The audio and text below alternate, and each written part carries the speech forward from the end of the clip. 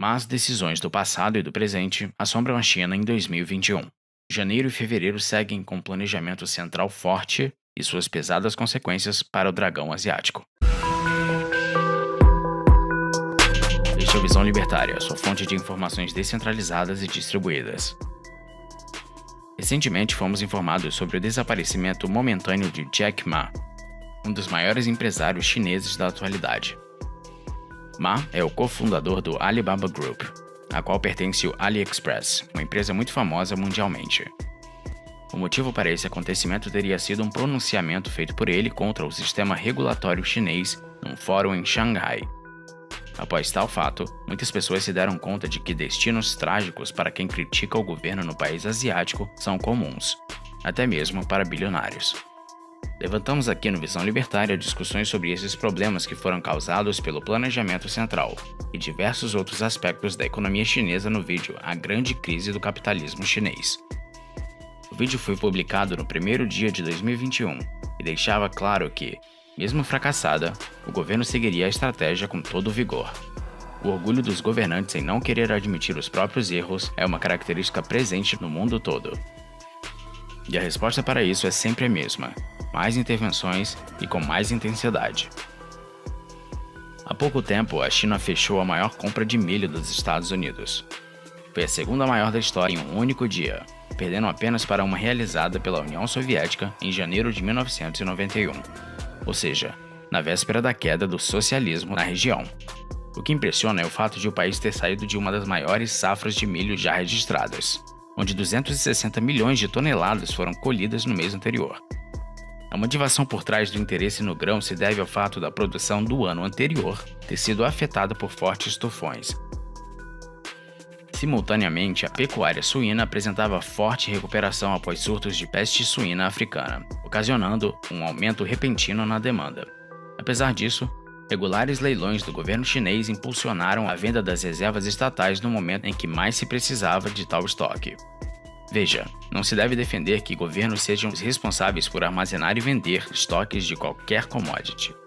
Devido à falta de informações e do conhecimento necessário para organizar a economia, que está disperso na sociedade, o Estado faz justamente o contrário do que deveria. O resultado de tudo isso foi uma elevação em cerca de 50% no preço do milho em 2020, ocasionada também pela formação de estoques particulares dos próprios fabricantes de rações e outros interessados. Somente os próprios produtores podem fazer uma gestão mais racional do recurso, pois caso não o façam, estão sujeitos à punição do mercado. Outro problema grave que atinge a China nesse momento vem de um passado mais distante. As autoridades de Pequim estão preocupadas com a falta de casamentos e, consequentemente, de nascimentos, fator esse que teve forte queda. O número de chineses que se casaram pela primeira vez caiu 41% entre 2013 e 2019.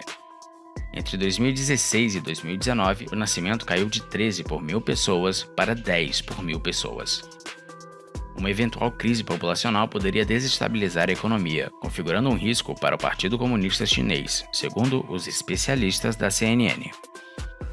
É irônico que justamente o governo que há pouco tempo promoveu engenharia social com a política do filho único, agora tema o envelhecimento da população. Tal regulação começou a ser imposta em 1979 e apenas em 2016 foi flexibilizada para no máximo 2 filhos por casal. Apenas 5 anos foram necessários entre uma obsessão por diminuir o número de nascimentos e uma preocupação com a falta deles.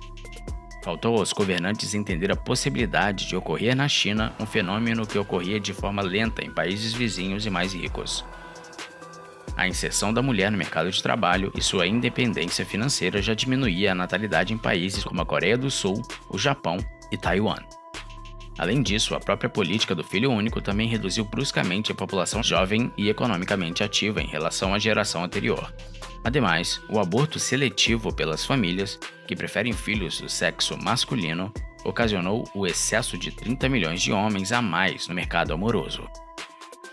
Tudo isso acontecia debaixo dos narizes dos políticos que, depois de terem atrapalhado tanto, querem estimular o casamento e a formação de famílias. Yang Zhongtao, do Ministério de Assuntos Civis, disse que o órgão irá melhorar as políticas sociais relevantes e aumentar os esforços de propaganda para orientar o público a estabelecer valores positivos sobre o amor, o casamento e a família.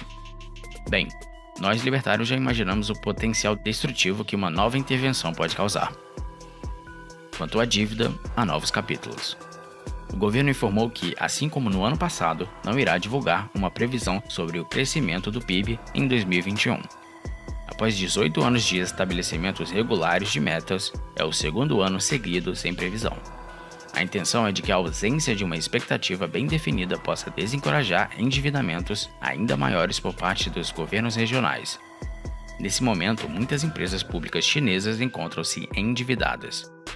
Há um déficit de 7 bilhões por parte apenas das estatais para bancos americanos, e a tendência é que para os bancos conterrâneos seja ainda maior. Apesar disso, um assessor do governo confessou a Forbes, abre aspas, não vamos determinar uma meta explícita, mas na realidade haverá uma meta.